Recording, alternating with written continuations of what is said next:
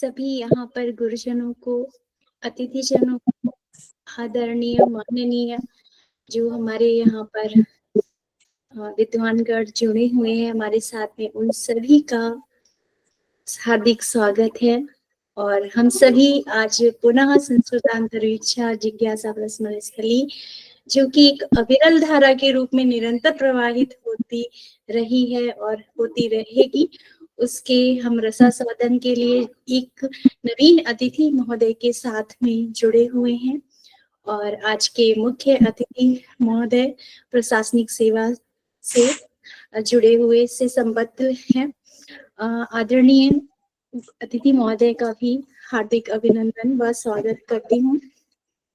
अनंतर आज के कार्यक्रम का श्री गणेश और आशीर्वाद प्राप्ति हेतु सर्वप्रथम मैं मंगल पाठ के लिए यहाँ पर श्री चक्रदत्त शुक्ल को आमंत्रित करना चाहती हूँ। चक्रदत्त शुक्ल। हरि ओम।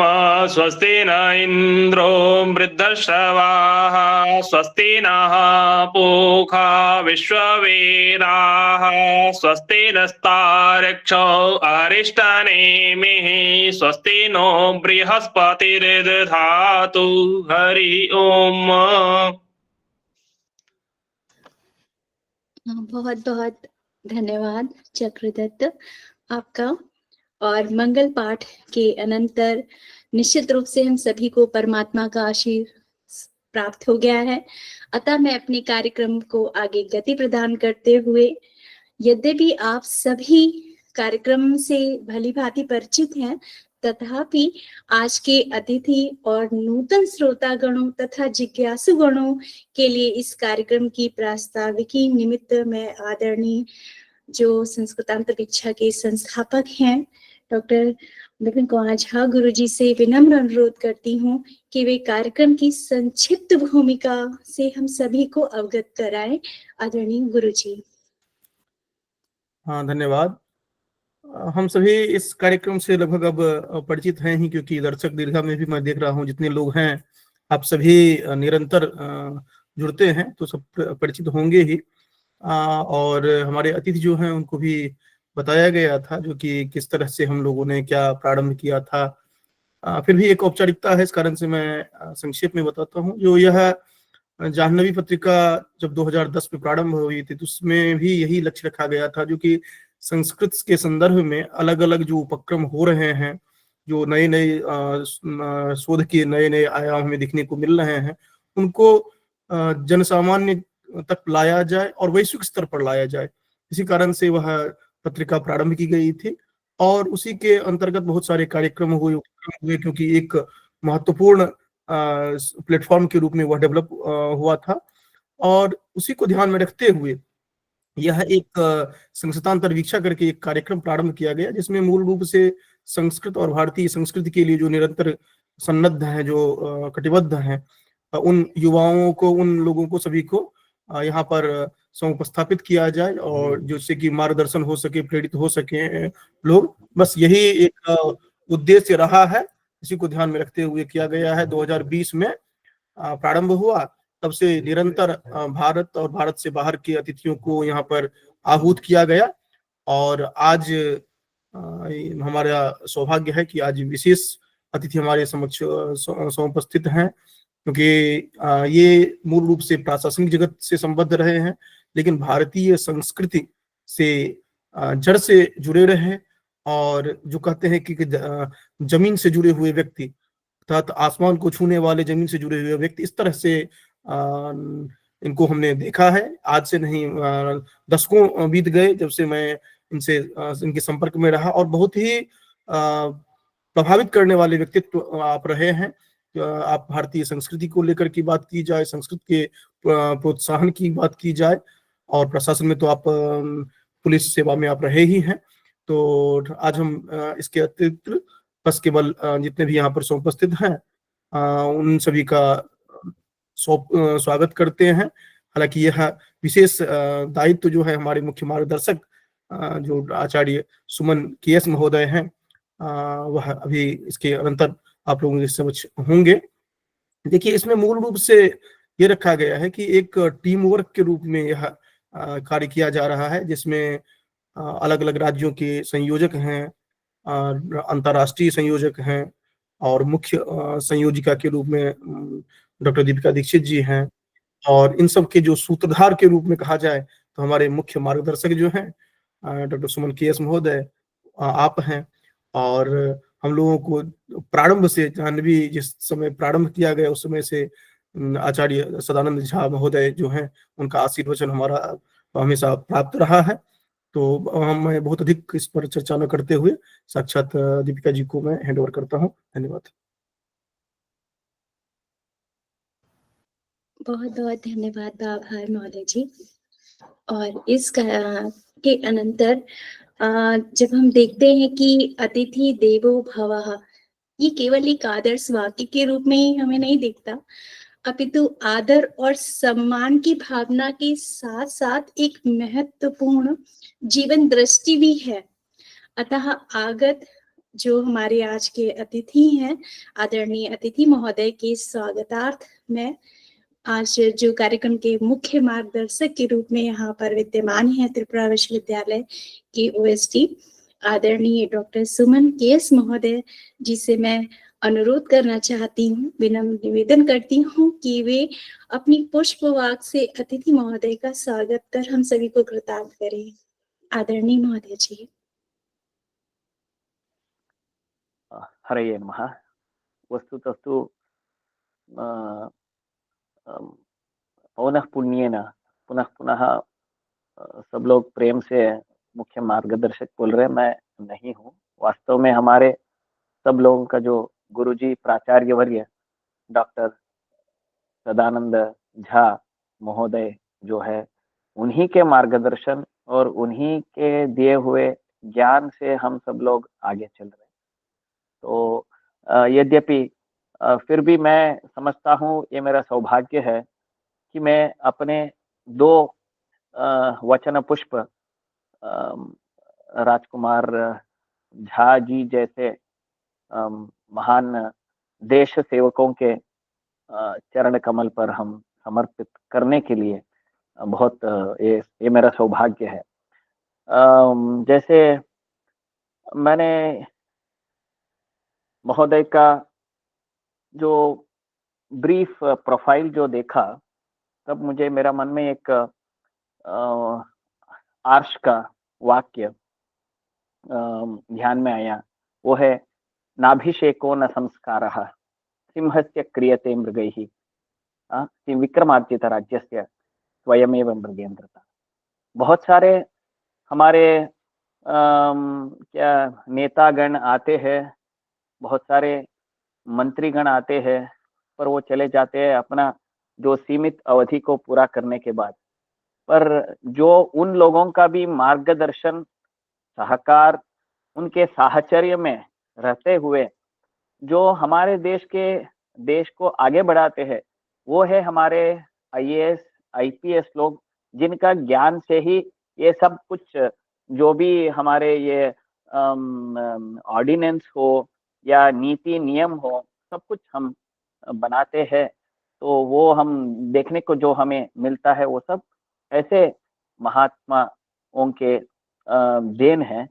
तो इसलिए मैंने जो देखा, फिजिक्स मतलब भौत शास्त्र में जिन्होंने पदवी प्राप्त करके बाद में उन्होंने IPS के रूप में देश सेवा की है। और मूलतः इन्होंने बताया है कि जो भारतीय संस्कृति के साथ जुड़े हैं, भारतीय संस्कृति के साथ जुड़ना मतलब पंचभूतों के साथ जुड़ना है। जैसे हमारे बिपिन जी ने बोला, जो धरती पर रहते हुए आसमान को छूते, सिर्फ आसमान को नहीं, हमारे देश के ये जो IPS IAS लोगों का जो सेवा है, वो सिर्फ आसमान और धरती नहीं, बल्कि जो वायु हो, अग्नि हो, और किसी भी संकट में कोई भी लोग पतित होंगे, तब उस संदर्भ में उनको उठाने के लिए ऐसे हमारे पुलिस सर्विस का जो देन है, और पुलिस सर्विस का जो इतना महत्वपूर्ण योगदान है, जिसके वजह से ही हम सब लोग सुव्यवस्थित और स्वस्थ रहेंगे अपने घर में रह के। तो जो ये सब मैं समझता हूँ हमारे राजकुमार झा जी को भी हमारे भारतीय पुराणों से, हमारे भारतीय संस्कृति से, वैदिक वाङ्मय से ही ये ऊर्जा उनको मिला हुआ होगा, जिसके वजह से उन्होंने इतना श्रेष्ठ सेवा हमारे लिए जो दिए है। तो मैं समझता हूँ हमारे भारतीय संस्कृति और संस्कृतस्य तथा भारतीय संस्कृतेः सकाशात् यां तत्र विशेष शक्तिम् अयञ्च राजकुमारमहोदयः विशेषरूपेण प्राप्तवान् वर्तते। अत एव मया तत्र स्मारितम् आदौ यत् नाभिषेको न संस्कारः सिंहस्य क्रियते मृगैः। जैसा सिंह का प्रतिष्ठापन करने के लिए राजा के रूप में कोई संस्कार का आवश्यकता नहीं है, ना ही किसी और प्राणियों का सहकार चाहिए। जैसे इधर किसी को मंत्री बनना है, क्या किसी का नेता बनना है, तो बहुत सारे लोगों का शक्ति का आवश्यकता होता है। पर कोई आईपीएस या आईएएस बनने के लिए किसी का इन्फ्लुएंस या किसी का ये नहीं चाहिए, क्योंकि वो अपने ऊर्जा, अपने सामर्थ्य और अपने जो संस्कृति है उसी के वजह से हो सकता है। तो नाभिषेको न संस्कारः सिंहस्य क्रियते मृगैः विक्रमार्जित राज्यस्य स्वयमेव मृगेंद्रता। तो ऐसे अनेक सारे ढेर सारे मृगेंद्रों के बीच में जो हमारे सामने है राजकुमार झा जी, उनका बहुत बहुत आभार व्यक्त करते हुए वो हमारे इस छोटा सा मंच पे आके हम सब लोगों को थोड़ा ऊर्जा बढ़ाने के लिए, हम सब लोगों का ऊर्जा बढ़ाने के लिए और सबको कैसे देश सेवा में तल्लीन होने के लिए प्रेरित करे, ऐसे सोच के जो राजकुमार झा जी इधर आए हैं, वो उनके लिए हम सबके तरफ से, हमारे विशेष रूप से सारस्वत निकेतन की तरफ से हम स्वागत करना चाहते हैं। और विशेष रूप से हमारे प्राचार्य वर्य, सब लोगों का गुरुवर्य, जिनका वाणी इतना ओतप्रोत है, जो डॉक्टर सदानंद झा जी है, वो हमारे मुख्य प्रधान मार्गदर्शक है। उनका भी उपस्थिति, दिव्य उपस्थिति में ये जो कार्यक्रम चला रहे डॉक्टर विपिन झा जी और डॉक्टर दीपिका जी, उनको भी स्वागत करते हुए और सब लोगों को इधर जो हमारे मित्रगण हैं उन सब लोगों का स्वागत करते हुए मुझे बहुत आनंद है कि मैं भी इसमें भाग ले रहा हूँ। बहुत बहुत धन्यवाद। सर्वेषां स्वागतं। तत्र पौनः पुण्येन राजकुमार झा महोदयं तत्र स्वागतीकृत्य तेषां विषये, तेषां परिचयनं च प्राप्तुं वयं सर्वेपि उत्साहामहे इत्युक्त्वा विरमामि। नमो नमः। स्वागतं सर्वेभ्यः जिज्ञासुभ्यः। बहुत बहुत आभार व धन्यवाद महोदय, आपका भी अपने ही कार्यक्रम में पुनः स्वागत करते हुए। और यहाँ पर हम सभी पुष्प, शाखा, नूतन पल्लव इत्यादि के रूप में जो दिख रहे हैं, ऐसे बट वृक्ष के जड़ स्वरूप जो यहाँ पर हमारे आचार्य प्रवर जी विद्यमान है हमारे कार्यक्रम के मध्य में। और हम सभी चाहते हैं कि ऐसे आदर्श विश्वविद्यालय के जो प्राचार्य जी हैं वे हम सभी को अपने आशीर्वचनों से कृतार्थ करें। मैं उनसे करबद्ध निवेदन करती हूँ। आचार्य जी, श्रद्धेय आचार्य जी।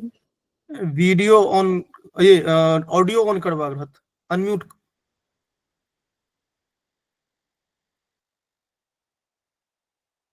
नहीं, अनम्यूट करवा के छै, माइक अनम्यूट करवा,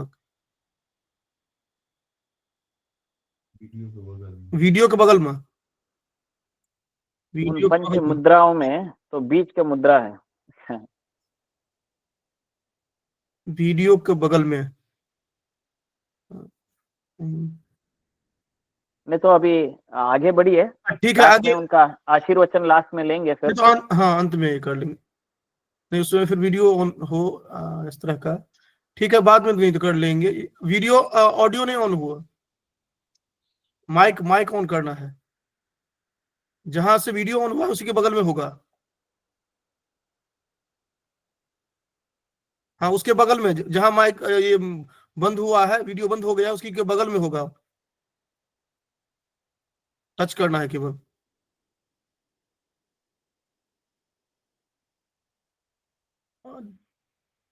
ठीक है, आगे आप बढ़ाइए, उसके बाद योजित करेंगे।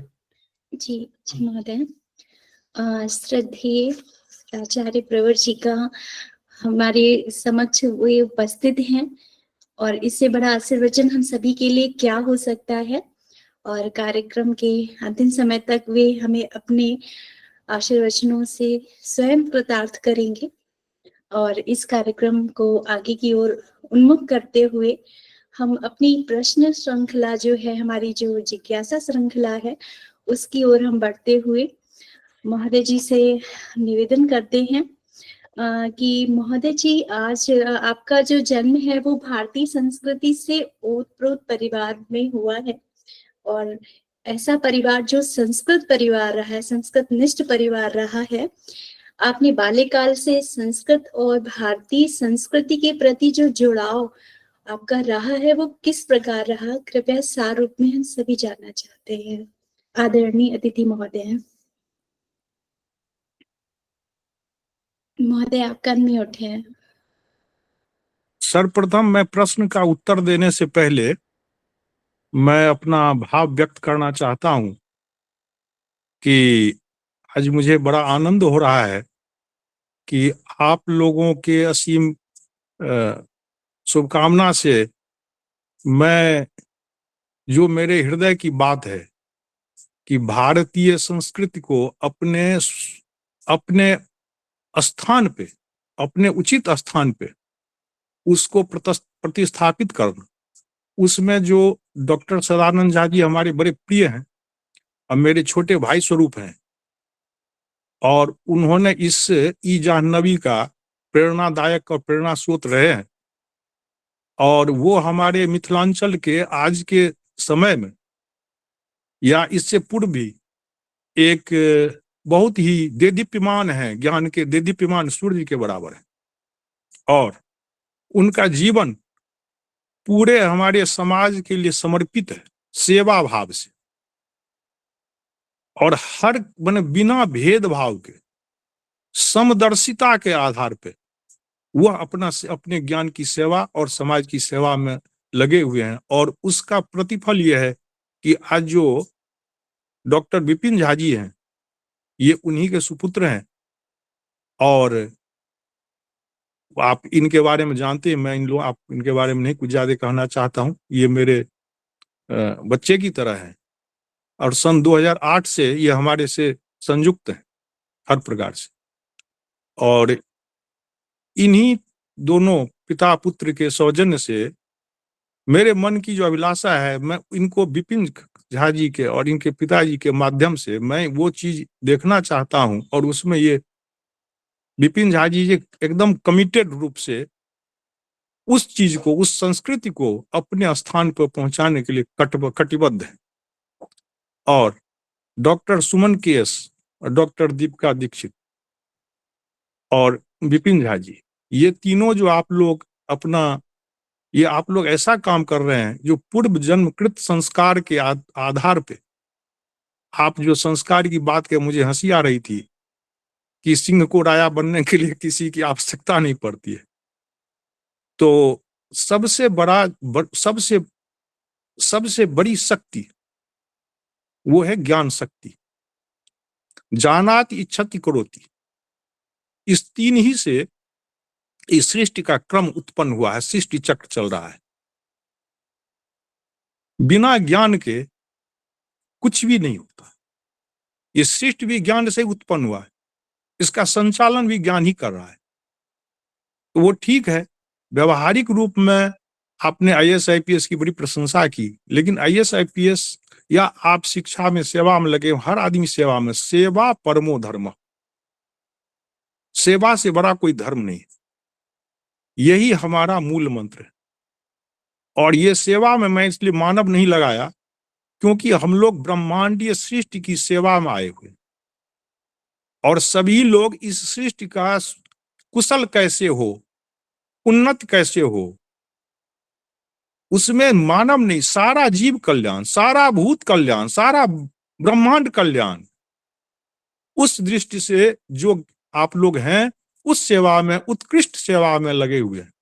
और मुझे पूरा विश्वास है कि और मैं बड़ा आप लोगों का धन्यवाद करता हूं कि आपने मुझे आप लोगों ने एक मौका दिया कि उस सेवा के लिए मैं भी छटपटा रहा हूं। आपने कहा कि जो आपका, अब मैं उस पे आ जाता हूं, और सभी जितने भी दर्शक हैं मैं सभी का आभारी हूं कि आज वो हमारे मतलब उपस्थित जितने भी लोग हैं, सभी जो कार्यक्रम में उपस्थित लोगों का मैं बहुत आभार व्यक्त करता हूं। और मैं कोई जैसे डॉक्टर सुमन के जो मेरी प्रशंसा की, मैं कोई प्रशंसा, मैं तो जमीन से जुड़ा हुआ हूं, तो आत्मवत् सर्वभूतेषु को के मंत्र से चलने वाला हूं। मैं आपको अपने में देखता हूं, मैं आपको, और मैं आप में हूं, आप मेरे में, मैं कोई भेद नहीं देखता हूं। देहस्य न्यासो ही संन्यास न कासाय वाससा ना हम देहो महात्मेति निश्चय ज्ञानम लक्षणम। मैं इस मूल मंत्र से चलने वाला हूं। दो ही तत्व हैं, आत्म और अनात्म, तो मैं उस तत्व को जीता हूं। मैं जिसको देखता हूं आज की दृष्टि से, मैं सम्यक प्रकार से उस दृष्टि से, सम्यक दृष्टि से देखता हूं। मैं अभेद रूप से जो है, जन्म काल से जब से मुझे ज्ञान ग्रहण किया तब से मैं अभेद अवस्था में हूं। इसलिए विपिन झा जी ने कहा, तो मैं अब इसका संक्षिप्तीकरण करता हूं क्योंकि मेन जो प्रयोजन है उस पे, ऊपर वाले की असीम परमात्मा की कृपा से मेरा जन्म ऐसे परिवार में हुआ, ब्राह्मण परिवार में, जो वर्णाश्रम धर्म के आधार पे मेरा जन्म हुआ। तो मेरे पितामही, पिता, माता, मातामही, ये सारे हम जन्म काल में सारे संबंध हमारे लिए उपस्थित थे। मैं बड़ा इस तरह से धन्य हुआ कि मुझे हर संबंध का प्यार मिला और उन्मुक्त प्यार मिला। और मुझे जीवन में मेरे माता पिता ने मेरा स्वभाव जान लिया। कभी भी मुझे कोई किसी चीज के लिए, उन्होंने मेरे जीवन में, मेरी स्वच्छंद जीवन बीती, किसी ने मुझे मतलब कुछ कभी रोक टोक नहीं, क्योंकि उन्होंने देखा कि ये कुछ मेरे में उन्होंने कुछ देखा। तो अब ब्राह्मण परिवार में जितने भी हमारे अग्रज, जितने हमारे श्रेष्ठ थे, सभी हमारे तरफ विपिन झा जी, हम दो अगल बगल के गांव के हैं। हम लोग शास्त्रीय अनुकूल धर्माचरण करने में हमारा समाज जो है वो विश्वास रखता है, उसी आधार पर सभी लोग थे। तो वो देखने से हम लोगों का बचपन में ही वैसा संस्कार, जो संस्कृति और उससे जुड़ जाता है, धर्माचरण में, शास्त्र के अनुकूल धर्माचरण में जुड़ जाता है। ये देखने से ही, जन्म से ही हो जाता है। हम लोग जब से ज्ञान होता तभी से पता चल जाता है। ओम नमः सिद्धम, इस मंत्र से हम लोगों का शिक्षा ग्रहण से पहले ओम नमः सिद्धम की परिपाटी रही। जो स्वतः सिद्ध परमात्मा है उसको नमस्कार करके हम आगे जीवन यापन के लिए ज्ञान का ग्रहण स्टार्ट करते हैं। तब तक हम उपनयन से भी दीक्षित नहीं होते रहते। हम 8वें वर्ष में उपनयन होता है हमारा शुरुआत। तो 8वें वर्ष में मेरा जनेऊ हो गया, उपनयन हो गया। मेरे आचार्य जो थे वो सिद्ध महात्मा थे, वो गृहस्थ में रह करके शुद्ध थे। सारे शास्त्र पुराण वेदों का सबका उनको अध्ययन था। उनका नाम ही गुरु जी था। मेरे पिताजी भी शिक्षक थे। तो मेरे पिताजी, वो हमारे आचार्य थे, मेरे पितामह के चचेरे भाई थे। तो मेरे पिताजी ने उनको आचार्य बनाया। और मेरे पितामह जी थे वो भी निराकार ब्रह्म के, दोनों निराकार ब्रह्म के साधक थे। और मेरे पितामह से मेरे दीक्षा के गुरु हुए मेरे पितामह। और उपनयन में जो आचार्य हुए मेरे पितामह के चचेरे भाई। तो वो जगदीश झा मेरे आचार्य थे, स्वर्गीय जगदीश झा, आदरणीय परम गुरुदेव।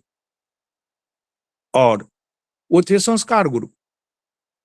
और दीक्षा गुरु मेरे पितामह आदरणीय, परम आदरणीय गुरुदेव श्री गणेश जी। उन दोनों के संस्कार से मैंने संस्कार अपना उपनयन के बाद मैं 14वें वर्ष में अपनी स्वेच्छा से, अपनी इनिशिएटिव से मैंने अपने पितामह से उनसे मैंने श्रीकुल की दीक्षा, महाविद्या की दीक्षा प्राप्त की। और उसी समय से हम साधना में उन दोनों के, आचार्य और दीक्षा गुरु के दोनों के सौजन्य से, उनके मार्गदर्शन से मैं साधना में रत हुआ। और मेरे जो आचार्य थे, आचार्य प्रवर, वो जब मैं 1979 में जब मेरी 21 वर्ष की उम्र हुई, तब वो अपना मुक्ति लाभ किए। लेकिन उस समय तक मैं 11वीं में मैं गांव में रहा। हम लोगों पे 11वीं में बिहार बोर्ड उस समय हुआ करता था, 1973 में मैंने बोर्ड पढ़ा। तो उनके साथ में अपना विद्यालय के बाद उनके साथ में सारे शास्त्रों का उनसे मैं जानकारी ग्रहण करता था। 11वीं तक मैं संस्कृत मेरा एक विषय भी रहा, और वो उनसे सारे जितने भी माने एक इंट्रोडक्टरी टाइप का इंट्रोडक्शन, गीता, रामायण, रामचरितमानस, वेद, उपनिषद, खास करके 10 उपनिषद, महाभारत, सभी जो प्रचलित जितने शास्त्र थे, उन सारे शास्त्रों का ज्ञान मुझे उन्होंने प्राथमिकी रूप से अवेयरनेस ज्ञान दे दिया। ये मेरा बहुत सौभाग्य था कि उस तरह के मेरे दोनों गुरु मिल गए। और कुछ पूर्व जनकृत मेरा संस्कार था कि मेरा अध्यात्म जगत में ही रुझान था बचपन से ही। और खास करके मैं तो मतलब निराकार ब्रह्म के ही उपासक वो दोनों थे। मैं निराकार ब्रह्म में बचपन से ही उसी आधार पर गया। और लेकिन मुझे दुर्गा सप्तशती बड़ा आकर्षित करता था। मैं क्लास 5वीं कक्षा से दुर्गा सप्तशती का पाठ करना शुरू किया। और मेरे जो आचार्य थे वो उन्होंने भी दुर्गा सप्तशती को वो भी बहुत लाइक करते थे स्वतः। उन्होंने उसमें मुझे प्रोत्साहन दिया। और दुर्गा सप्तशती का जो वास्तविक क्या मतलब प्रारूप है, वो क्या चीज है, वो मैं अभी इस पर नहीं कहूंगा। वो साक्षात महाविद्या का जो प्रारूप है, वो साक्षात महाविद्या है, ब्रह्म की महाविद्या है, ब्रह्म से इतर नहीं है, दोनों संयुक्त है। तो खैर उस विषय पे अब नहीं मैं आना चाहूंगा। तो संक्षिप्त में मैं ये कहना चाहूंगा कि मैंने 1969 में मैं जब क्लास 8 में था, तभी से मैंने अध्यात्म को प्रयोग के रूप में शुरू किया।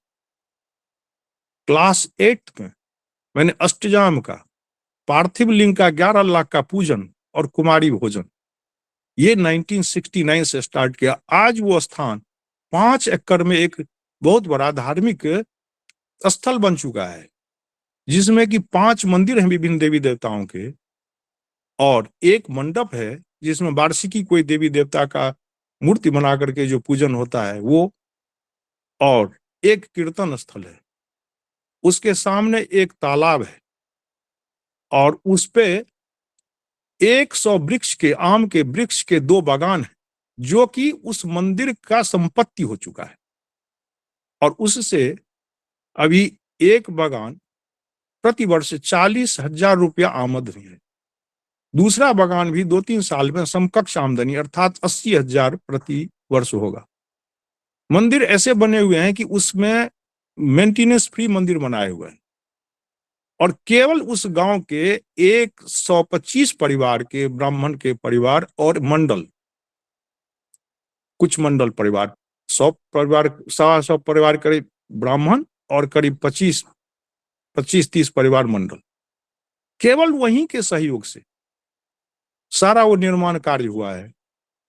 और वो मैंने प्रयोग के रूप में बताया कि जो अध्यात्म लोग कहते हैं कि जो हमारे पौराणिक जो व्यवस्था है ना, जो एक ब्रह्म को एकम सद विप्रा बहुधा वदंती, ये जो हमारी एक ईश्वरवाद है, उसको जो उसमें हम लोगों में जो बहु देवतावाद, एक ही को विभिन्न रूप में निरूपित कर लेना है एक ही, तो उस देवतावाद से, देवता पूजन से किस प्रकार से लोगों का अंतःकरण शुद्ध होकर के बाद में वो एकेश्वरवाद में जाता है क्रमशः, उसका मैंने प्रयोग किया कि क्या वास्तविक में देवी देवताओं की पूजा क्या निरर्थक या सार्थक है।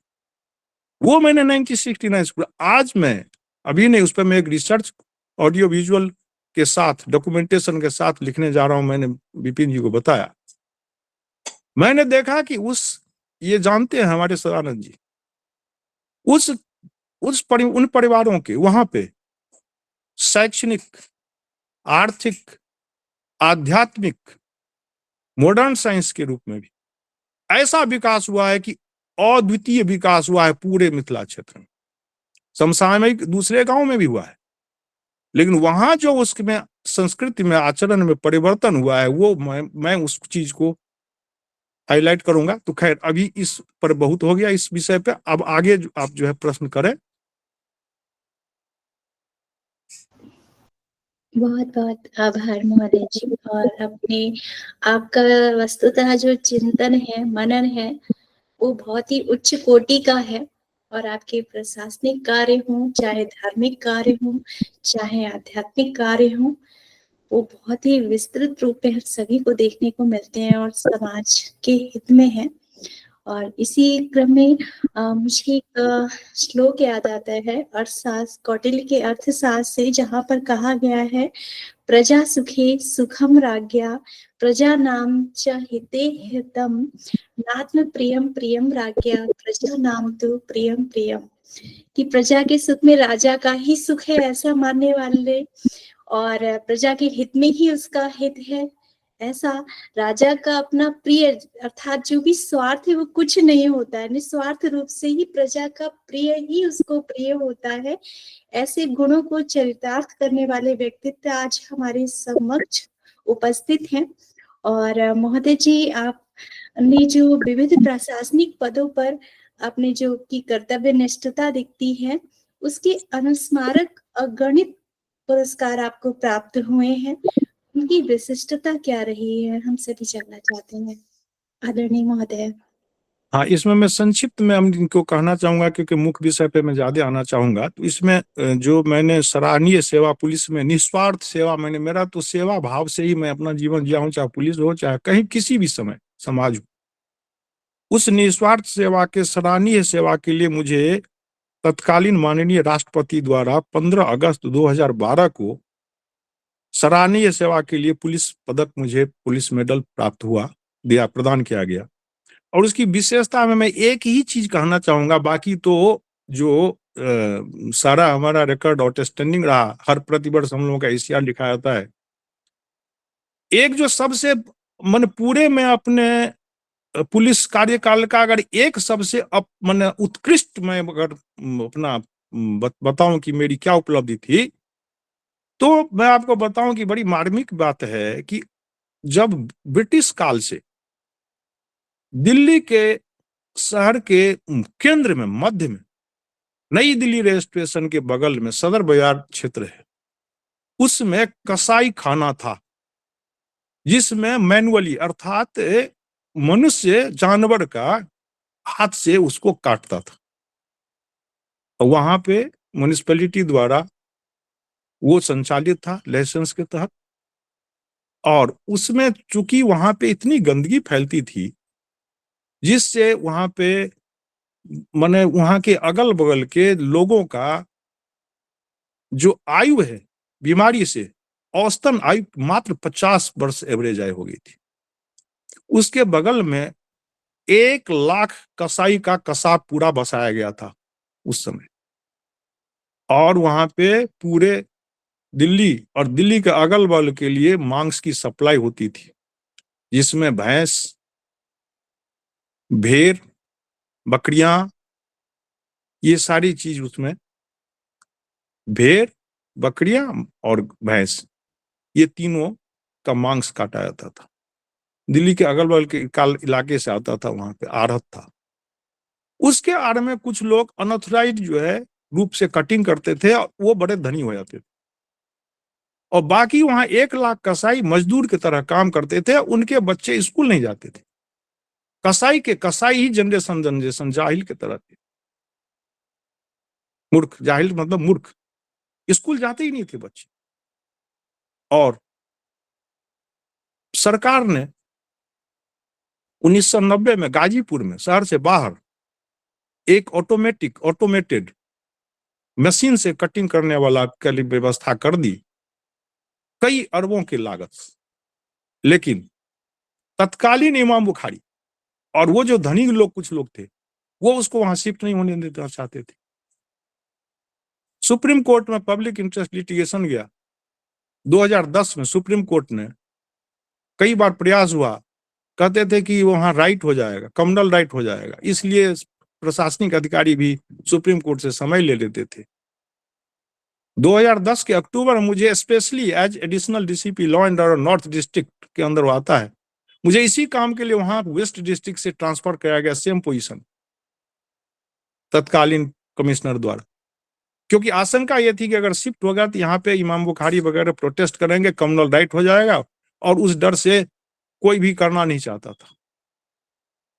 तो सुप्रीम कोर्ट ने कहा कि इस बार अगर एमसीडी कमिश्नर और दिल्ली पुलिस कमिश्नर अगर 1 महीने के अंदर अगर शिफ्ट नहीं किया उन्होंने, तो इनके ऊपर कंटेम्प्ट हो जाएगा। अब मैं इतना केवल कहना चाहता हूं कि उस जगह मुझे हमारे डीसीपी तत्कालीन सागरप्रीत हुड्डा, उन्होंने मुझे कहा कि भाई आपको कल से वहीं जाना है, 1 महीना टाइम है, आप इसको शिफ्ट करवाइए। मुझे पर्याप्त फोर्स दिया गया, बल दिया गया, लेकिन मेरा सिद्धांत था कि मैं वही जो अपने का ज्ञानाति क्षति करोति, ज्ञान से मैं हर चीज का समस्या का जीवन में हल किया, मैं बल से कभी नहीं हल किया। मैंने वहां के कुछ लड़कों को, यंग लड़कों को बुलाया, मैंने एक ही चीज पूछा, क्या तुम लोग जो यहाँ से कहते हो कि गाजीपुर चला जाएगा, तुमको जाने आने में किराया लग जाएगा, या तुम्हारी इससे जो जीवन वृत्तिका चल रही है वो कम हो जाएगी, तुम कोई दूसरा काम कर सकते हो। मैंने कहा क्या बताओ कि तुम जो काम कर रहे हो, तुम्हारे पिताजी जो काम किए, क्या तुम्हारा आज के जमाने में लड़का भी कसाई का ही काम करे, यही चाहते हो तुम, स्कूल ना जाए? और तुम्हारे पिताजी 50 वर्ष जिए तो तुम भी 50 वर्ष ही जीना चाहते हो? और इन इमाम बुखारी और 4 धनी लोगों के कहवे आकर के तुम उनके गुलाम बने हुए हो। जब मैंने ये कहा, उन्होंने ये कहा मुझे कि इस तरह से तो आज तक किसी ने समझाया नहीं। मैंने कहा जब यहां से शिफ्ट हो जाएगा, तुम्हारे बच्चे स्कूल जाएंगे, तुम्हारे बच्चे भी अफसर बनेंगे, कसाई वृत्ति से निकल जाएंगे, सामान्य जीवन व्यतीत करेंगे, अच्छे मानव का जीवन व्यतीत करेंगे। तो उन्होंने कहा कि सर बताइए अब क्या करें। मैंने कहा कि तुम जितने यंगस्टर्स हैं जिनके बल पड़िए हमको दावा कर रहे हैं कि मैं तुम वहां होने नहीं दूंगा, आप उनके फॉलोअर मत बनो, सभी को जाकर के आपस में चुपचाप प्रचार करो, इनको समझ में ना आए।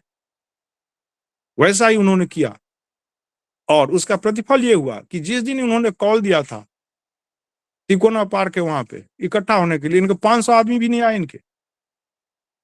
उसके बाद ये आ गए अपने औकात में। फिर मैंने 1 महीने में सारा यहाँ से आरत कटिंग फेज वाइज सारा पूरे इंटर स्टेट कोऑर्डिनेट करवा करके, और मैंने उसको यहाँ से बिना कोई कम्युनल राइट नहीं हुआ, कोई दंगा नहीं हुआ, कोई विरोध ही नहीं होने दिया ज्ञान के तौर पे। और फोर्स बल की क्या, मैंने लाठी की भी आवश्यकता मुझे नहीं चलाने की पड़ी, और वो वहां से शिफ्ट हो गया। ये मेरा पूरे पुलिस जीवन। और ठीक सामने झंडेवाला माता मंदिर है, जब चील कौवे छोटे छोटे टुकड़े ऊपर आकाश में उड़ते थे लेकर के, तो वो माता मंदिर के प्रांगण में पड़ता था। आरएसएस का वहां पे मुख्यालय सामने था। तो मैंने ये 1 महीने में, और मैं खुद वहां थाने में, सदर थाने में 1 महीने खुद सुबह वही मैं बैठता था। जब हो गया, मैंने कभी न डीसीपी को बुलाया न ज्वाइंट सीपी को बुलाया, अपनी सुपरविजन में। यही बात मेरी जो अनुशंसा हुई मेडल के लिए, उसमें इस बात को हाईलाइट किया गया कि सिंगल हैंडेडली, जबकि अप्रहेंशन थी, आशंका थी कि लॉ एंड ऑर्डर क्रिएट होगा, लेकिन कुछ नहीं हुआ और ने शिफ्ट कर दिया। ये मेरी विशेषता थी, एक खास मैंने आपने कहा। दूसरा, मैंने ट्रैफिक डिपार्टमेंट जब मैं था, तो लोगों को ट्रैफिक में दिल्ली जैसे में बड़ी असुविधा होती थी कि किस समय किस रूट से जाना है, आवश्यकता होती थी, तो बैठे बैठे आदमी को जानकारी नहीं होती थी, रूट फंस जाते थे, क्या नियम है क्या। मतलब ट्रैफिक ऐसा है कि हर के जीवन में ट्रैफिक के लिए बहुत, दिल्ली में शहर में बहुत ही आवश्यक है जानकारी रहना कि कहाँ पे हमको क्या मिलेगा, कहाँ हम गलत करेंगे, कहाँ नो वे जोन है, कहाँ नहीं तो चालान हो जाता था, कहाँ मेरा पार्किंग से गाड़ी उठा लेगा रोड पर पार्किंग, ये सारी जानकारियां।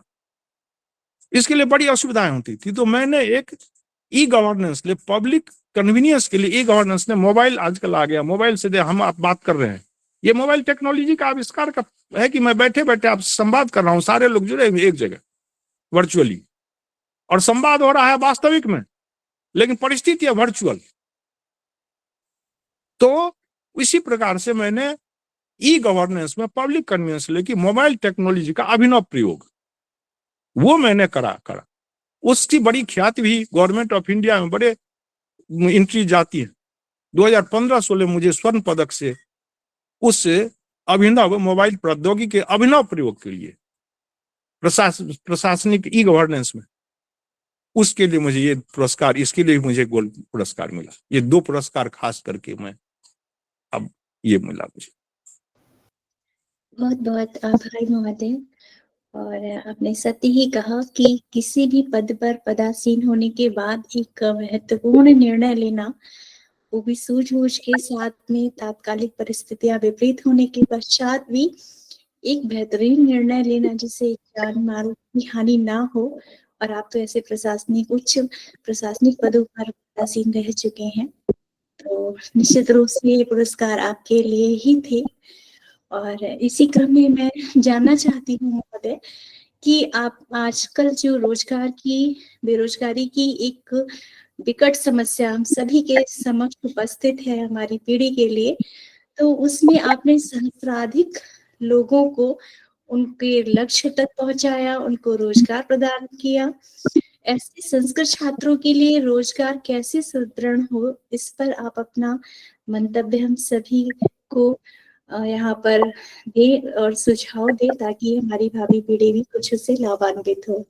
महोदय जी।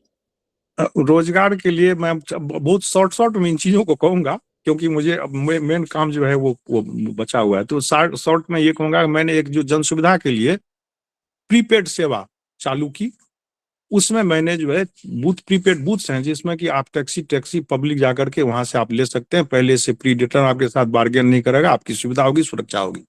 उसका मैंने अपने, जब वहां ट्रैफिक में था तो मैंने जब 6 बूथ से उसको मैंने दिल्ली में प्रमुख सब जगहों पर 50 बूथ बनाया, उसमें मैंने लोगों को एम्प्लॉयमेंट दिया।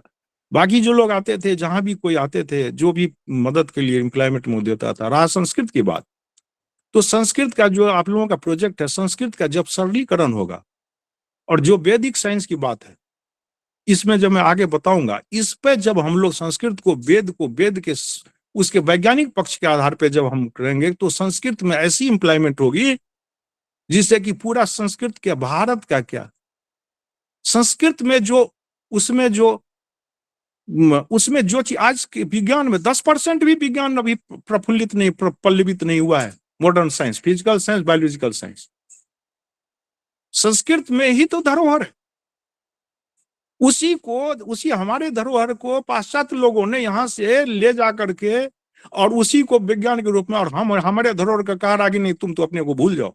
हम अपने धरोहर को केवल वाच्यार्थ जो है समझ रहे हैं, उसका निहित अर्थ हम नहीं समझ पा रहे हैं।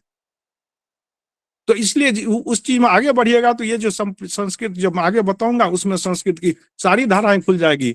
संस्कृत तो ऐसा है कि संस्कृत पढ़ने वालों को तो रोजगार ही रोजगार है, वो दूसरों को रोजगार देंगे, वो तो दूसरों का रोजगार क्रिएट करेंगे। लेकिन सही संस्कृत जानने की जरूरत है। अभी हमारी संस्कृत सही जानकारी नहीं हो रही है, वैज्ञानिक पक्ष हम उसको सही समझ ही नहीं पा रहे हैं। आगे बढ़े, समय कम है। जी महोदय, और इसी क्रम में मेरा आपसे एक और जिज्ञासा है कि महोदय, विभिन्न प्रशासनिक पदों पर होते हुए आपने जो संस्कृत भाषा से उद्भूत भाषा है और साहित्य है, उसके प्रसार निमित्त आपने व्यक्तिगत रूप से किन प्रकरणों को मूर्त रूप दिया है? आदरणीय महोदय। संस्कृत भारतीय भाषा का सभी का जननी है, और उसी में संस्कृत से प्राकृत से अभट से प्राच्य, 5 प्राच्य भाषा, जिसमें मैथिली मेरी मातृभाषा है। तो मैथिली भाषा और विज्ञान, भाषा विज्ञान और साहित्य, उसका मैंने इतिहास पढ़ा। तो मेरी ये रुचि रही संस्कृत में, भारतीय संस्कृत में समेकित रुचि रही है मेरी, होलिस्टिक अप्रोच। तो उसके बाद मैंने 1992 से, मैं इतना ही कहना चाहूंगा, 1992 से 11 साल मैंने मैथिली के अष्टम अनुसूची में स्थान प्राप्त करवाने के लिए, मेरा ही कंसेप्ट था, मैंने ही 11 साल दिल्ली में रहते हुए उसके आंदोलन का जो है वो संचालन करवाया। दिल्ली के बैद्यनाथ चौधरी के अध्यक्षता में उनको बुला करके और वहां के लोगों को जो थे वहां पर धरना प्रदर्शन जुलूस करवा करके खुद ही मैं प्रशासनिक रूप से, मैं खुद वायरलेस सेट पे तत्कालीन प्रधानमंत्री नरसिंह राव से लेकर के और वाजपेयी जी तक ये 11 साल अनवरत मैंने आंदोलन करवाया। 2003 में दिसंबर 5 को तत्कालीन प्रधानमंत्री स्वर्गीय माननीय अटल बिहारी वाजपेयी, वो भाषा के विद्वान थे, मैथिली को पढ़े हुए थे, विद्यापति को पढ़े हुए थे, जानते थे, मैथिली का महत्व जानते थे। तो तत्कालीन मंत्री, केंद्रीय मंत्री सीपी ठाकुर मैथिल थे हमारे, उनके सहजन से, और उन्होंने भारत के अष्टम अनुसूची में मैथिली को सही स्थान सम्मानित किया। और उसी के क्रम में मुझे 2005 में अंतरराष्ट्रीय मैथिली सम्मेलन दिल्ली में मिथिला रत्न की उपाधि से सम्मानित किया गया मेरी उस सेवा के लिए। अब रही संस्कृत की बात, तो बड़ी दुर्भाग्य की बात है कि लोग हिंदी को राष्ट्रभाषा अभी तक नहीं स्वीकृत किए हैं। उसमें साउथ के राज्यों को, जो डॉक्टर सुमन केस वो जानते होंगे, उनको विरोध है, लेकिन संस्कृत में किसी को विरोध नहीं है पूरे भारतवर्ष में। तो मेरी आंतरिक अभिलाषा है कि एक दिन संस्कृत हमारी राष्ट्रीय भाषा बने, नेशनल लैंग्वेज बने। हम अंग्रेज के गुलाम थे, किसी सभ्यता को नष्ट करना हो तो उसकी भाषा को नष्ट कर दिया, अंग्रेजी हमारे ऊपर थोप दिया गया। आज हम अंग्रेजी बोलने में बड़े अपने के फक्र, हमारे जो मेधावी लोग हैं बड़े महसूस करते हैं। तो मैं अब पोस्ट रिटायरमेंट में, अब मैं विपिन जी के साथ, मैं एक बार मैंने कहा भी था, सुझाव भी दिया, संस्कृत का सिंप्लीफिकेशन करना, मास लैंग्वेज बनाना पड़ेगा, जिसके लिए आप लोग कार्यरत हैं। मैं भी उसमें योगदान देना चाहता हूं। बस इतना अभी कह के आगे बढ़ूंगा। धन्यवाद महोदय, आपकी प्रेरणा हमारे लिए एक नवीन पथ का कार्य करेगी। और इसी क्रम में महोदय, आपने जो वेद मानव जीवन का एक पथ प्रदर्शक के रूप में है, विज्ञान के अध्येता के रूप में आपका क्या चिंतन है इस विषय पे, हम सभी जानना चाहते हैं। वेद में मैंने देख लिया कि मानव जीवन के व्यवहारिक जीवन और पारमार्थिक जीवन, दो ही मनुष्य के जीवन है। दोनों जीवन के लिए अगर एक जगह संपूर्ण ज्ञान है, विज्ञान है, तो वो केवल वेद में अंतर्निहित है और कहीं नहीं है। बिना वेद के मानव जीवन अंधकारमय। वेद मतलब विद्वत्व, ज्ञान, जानना। तो ज्ञान के बिना आप कुछ कर ही नहीं सकते। और वो एक है कि एक ही जगह सारा समेकित है, इसीलिए वैदिक युग में बड़े सुखी थे लोग, और उसको जानने की आवश्यकता। आप अगला प्रश्न पर जाए, उसमें इसका पक्ष आ जाएगा। जी महोदय, धन्यवाद। और जब हम देखते हैं वर्तमान समय में जो महाकुंभ का अभी आयोजन चल रहा है, उसी में विश्व जो है वो अमृत कुंभोत्सव के रस में आज सराबोर दिख रहा है। जनजीवन हेतु इस उत्सव के आध्यात्मिक एवं वैज्ञानिक पक्षों को अपने अध्यवसाय के रूप में आप हम सभी से साझा करें महोदय, यह आग्रह है।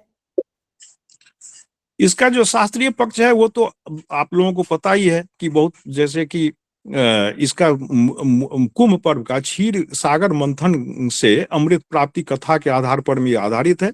इस कथा का स्कंद पुराण, विष्णु पुराण और मत्स्य पुराण, पद्म पुराण, श्रीमद् भागवत महापुराण आदि ग्रंथों में इसकी कथा उपलब्ध होती है। वाल्मीकि रामायण के बालकांड सर्ग 45 श्लोक 11 से लेकर 39 तक, उसमें भी रामायण में भी इसका, वाल्मीकि रामायण में भी उद्धृत है ये कथा। तो अब इसका जो है, इस पे धर्म सम्राट परमहंस स्वामी करपात्री महाराज कुंभ पर्व निर्णय ग्रंथ की पृष्ठ संख्या 22 में देवताओं के 12 दिनों में अर्थात मनुष्यों के 12 वर्षों में 12 कुंभ पर्व होने का उल्लेख किया। आज हमारे 4 ही हो रहे हैं। वास्तविकता है कि जो बृहस्पति ग्रह है, उस बृहस्पति ग्रह लगभग 12 साल में 11.84 में एक बार सूर्य की परिक्रमा करती है। करता है, और हम 1 वर्ष में, पृथ्वी 1 वर्ष में, अर्थात हम 12 वर्ष में जब एक बार बृहस्पति परिक्रमा सूर्य के करता है तो हम तब तक 12 परिक्रमा पृथ्वी पर करते हैं। तो हर प्रतिवर्ष एक ऐसा संजोग बनता है जो कि पृथ्वी हर प्रतिवर्ष, हर वर्ष वो अपने निकटतम जगह पे बृहस्पति के साथ आता है। और जो चीज आज तक साइंस नहीं समझ पाया, कहता है कि जो ये हम लोग जो कॉस्मिक रेज हैं उसमें चार्ज पार्टिकल्स, रेडिएशंस आते हैं जो यहां जीवन को नष्ट कर देंगे। तो ये सृष्टि क्रम का मंथन है।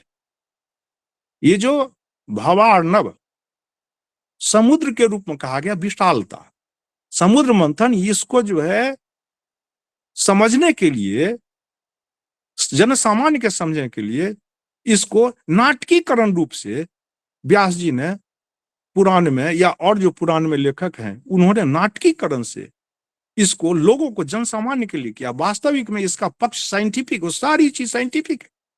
अब कहिएगा कैसे?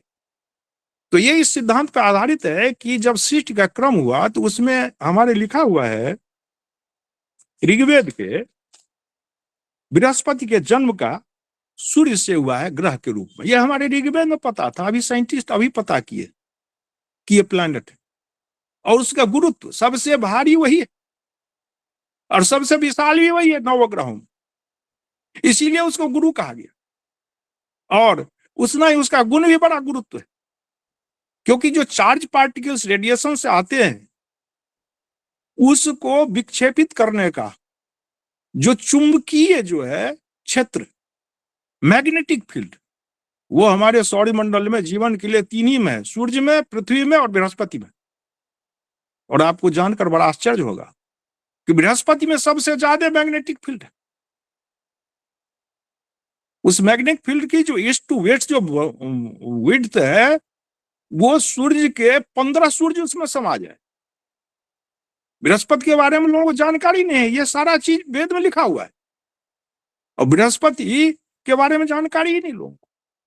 कह रहे हैं ऋग्वेद के 4थे मंडल के 50वें सूक्त के 4वां मंत्र ऋचा, कहता बृहस्पति ही प्रथमम जायमानो महो ज्योतिष परमे व्योमन, अर्थात बृहस्पति का जन्म अंतरिक्ष सौरमंडल में व्याप्त तेज से हुआ।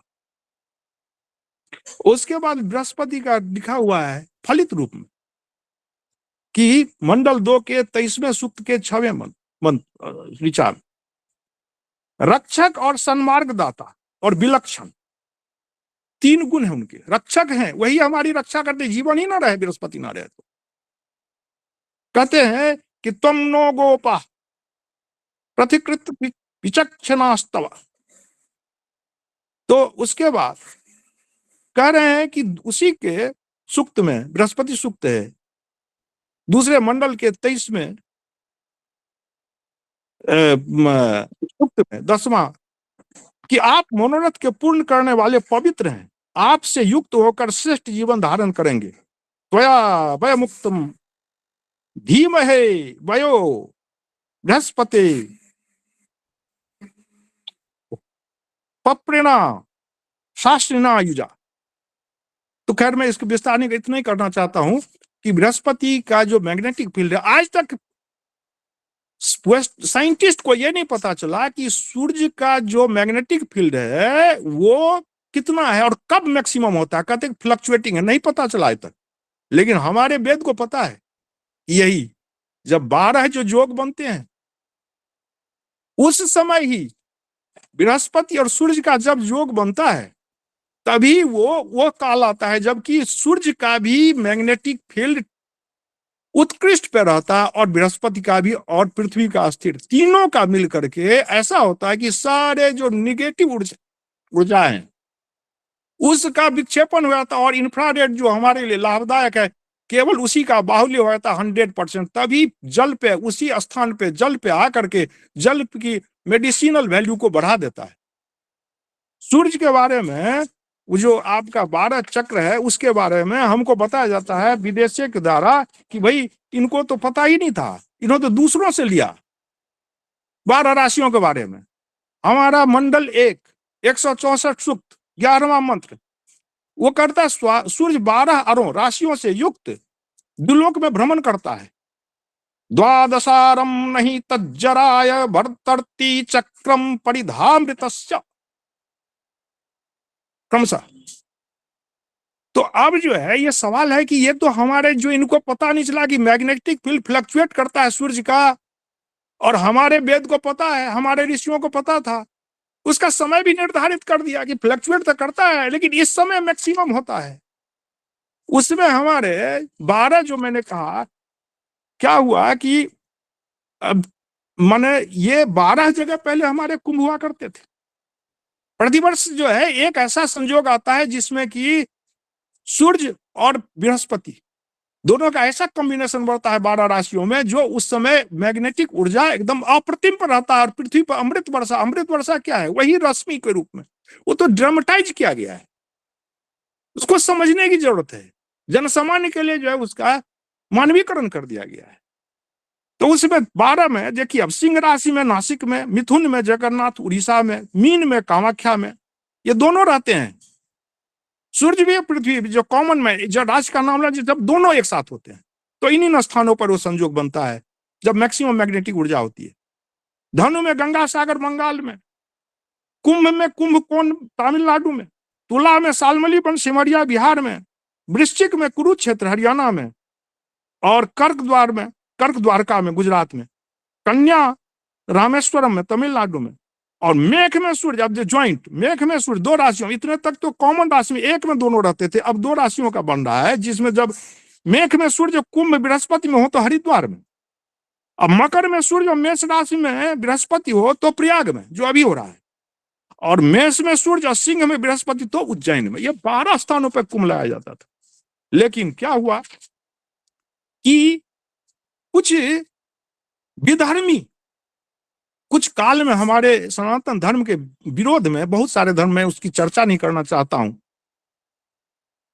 इसी धरा पे हुए जो हमारे विरोध में हो गए, उस समय वो सारा ये बंद हो गया कुंभ मेला। उसके बहुत कालक्रम के बाद, आज से करीब 15 वर्ष पूर्व जो है वो 4 जगह पे, हर्षवर्धन सम्राट के समय 4 जगह पे फिर जो है पुनः हरिद्वार, प्रयाग, उज्जैन और 4 नासिक, जयपुर, ये प्रारंभ हुआ। ये तो लुप्त प्राय हो गया था। सम्राट हर्षवर्धन के समय जो है 4 कुंभों का मात्र 12 में से अब जो है 1-2 जगह अब प्रयास कर रहे हैं लोग, जैसे सिमरिया धाम में हुआ है, वो कामाख्या में हुआ है। तो ये जो पक्ष मैं कहना चाह रहा हूं, ये तो पता ही नहीं है उसको, साइंटिस्ट को आज भी नहीं पता है, साइंस को, कि चुंबकीय ऊर्जा ये है पक्ष। अच्छा, उसका अब और वैज्ञानिक पक्ष देखिए। ये तो मैंने खगोल शास्त्री के हिसाब से बोला, एस्ट्रोनॉमी के हिसाब से। अब उसका प्रयोग देखिए, जल में तो सभी को पता है कि बायोफेज है गंगा में, जिससे गंगा जल खराब नहीं, उसमें उस समय जब निगेटिव ऊर्जा समाप्त होकर के जब इंफ्रारेड रेज आती है, उसको एनरिच कर देता है, उसके प्रॉपर्टी को, उसमें स्नान करने से आपको जो मिलता है, प्लस ऊपर में भी जो रहते हैं। तो हर साल में साधु जो है, अगर कोई प्रयोग करना है तो हर साल अगर कुंभ का जिस जगह है नहीं होता, उस जगह जाके स्नान करे, तो उससे शरीर में क्या होता है कि जो ऊर्जा पे ही तो शरीर चल रही, उष्मा पे ही तो शरीर चल रही है। तो आपका अग्न्याशय जो है, जैसे पेनक्रियाज है, वो रिजिवनेट हो जाता है, चयापचय मोर्टालिटी रेट वो होता है, रोग प्रतिरोधक क्षमता बढ़ जाती है। तो अमृत का क्या मतलब होता है? जो स्वास्थ्य का वर्धन करे और आयु का वर्धन करे, उसी को अमृत माना जाता है। तो रे के ऊपर से हुआ है, उसको कुंभ का अमृत गिराने की बात है, वो रे आ रहा है। इस तात्पर्य को नहीं समझने लोग, वेद में विज्ञान छुपा हुआ है। अब उसका केवल भौतिक नहीं, जैविक विज्ञान। अब वो जल जब आप पीते हैं, जन्म स्नान करते हैं, दान तप तपस्या अनुष्ठान करते हैं, 1 महीना कल्पवास करते हैं, तो आपका शरीर ऊर्जा से ओतप्रोत हो जाता है, आपकी मानसिक प्रफुल्लता हो जाती है, आपका जीवन, आपका विचार बृहद हो जाता है। अगर आप हर साल, इसीलिए हमारे साधु संत जीते थे 100 वर्ष तक, जो स्वस्थ होकर के जीते थे। आयु जो है छीन नहीं करती ऊर्जा को, वो तो हमारे लिए अमृत वर्षा ब्रह्म ने ऊपर से दिया हुआ है। इनको ज्ञान कहाँ है पाश्चात्य संत वैज्ञानिकों को?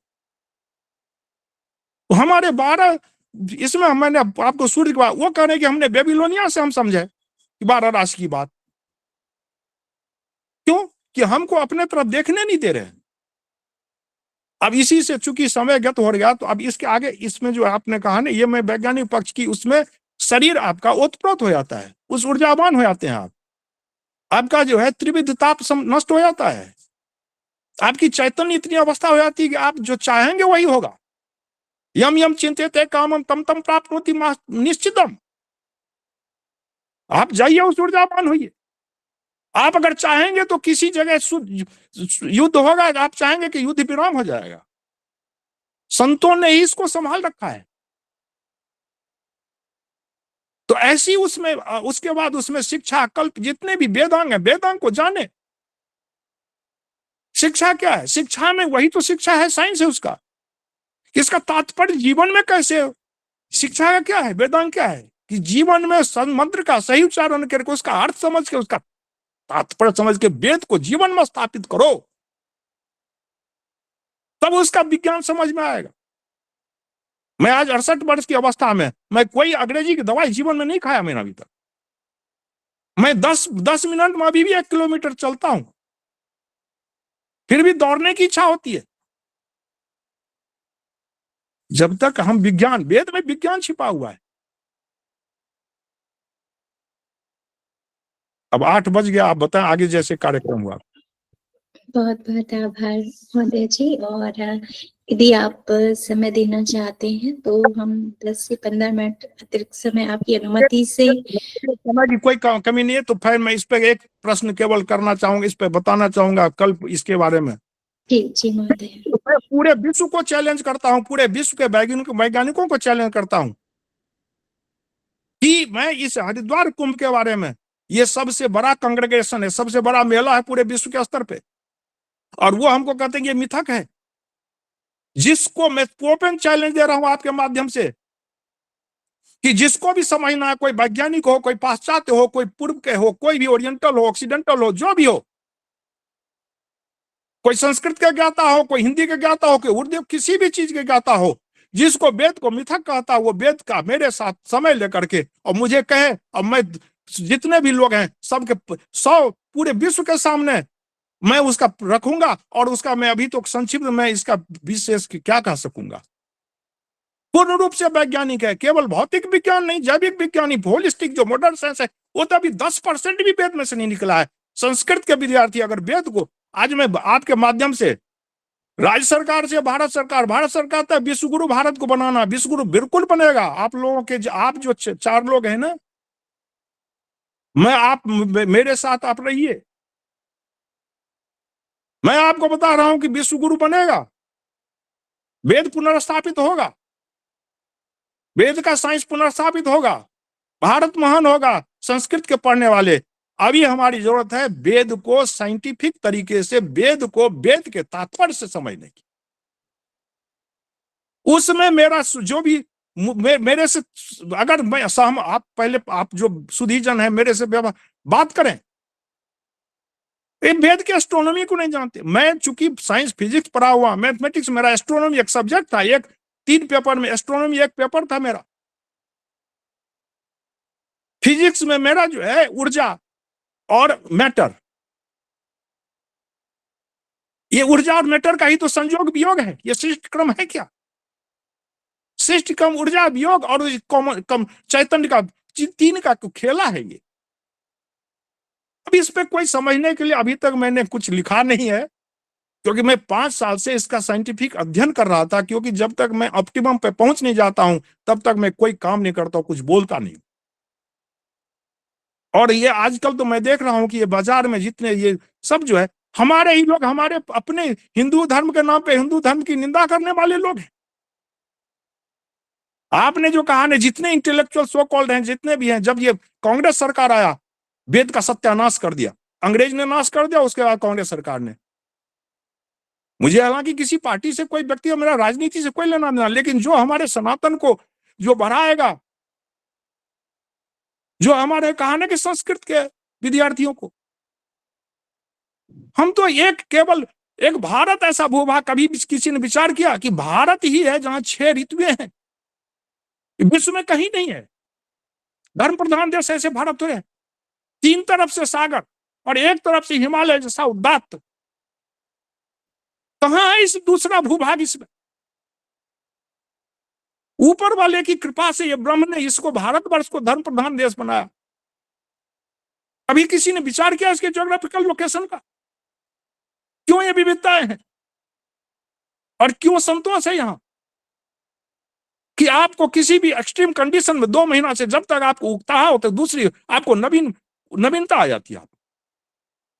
हम वेस्टर्न की तरह नहीं है कि हम बर्फ में हम पले नहीं है कि हमको बहुत ऊर्जा चाहिए, चाहे ग्रीन हाउस इफेक्ट बढ़ा करके, और हम जो है ताप से हम जीवन बितावें, बाहरी ताप से। हम बाहरी ताप से, हम बिना ऊर्जा के, हम तो जब तक बीएससी में थे तब तक हम बिना इलेक्ट्रिसिटी के जिए, जीवन जिए। एक ये सब चीज मैं इस पर क्या थोड़ी देर में बताऊंगा, चलिए आगे बढ़िए आप। धन्यवाद महोदय जी। वस्तुतः मैं मूक हूँ अब कुछ कहने के लिए, क्योंकि आपकी विलक्षण प्रतिभा और अन्वेषण जो आज के प्रतिभागियों में नहीं दिखती है, होनी चाहिए। हमारे साथ बहुत सारे छात्र जुड़े हैं जिनके लिए वेद केवल वेद मात्र ही है, एक पत्र में लगे हैं, ऋचा रह गई है। बिल्कुल बिल्कुल। तो आपका ये जो हमारी संस्कृत अंतरिक्षा धारा चल रही है आज के कार्यक्रम से बहुत कुछ सीखने को, और आपका जो वैज्ञानिक चिंतन है, मैं सच में आपकी प्रतिभा को नमन है महोदय। और इसी क्रम में मैं अपनी कुछ 1-2 जिज्ञासाएं रखती हूँ। जी बिल्कुल महोदय। और मेरी अगली जिज्ञासा है महोदय कि टेक्नो स्मार्ट होना संस्कृत विज्ञ एवं संस्कृत समाज हेतु आपकी दृष्टि में कितना महत्वपूर्ण है?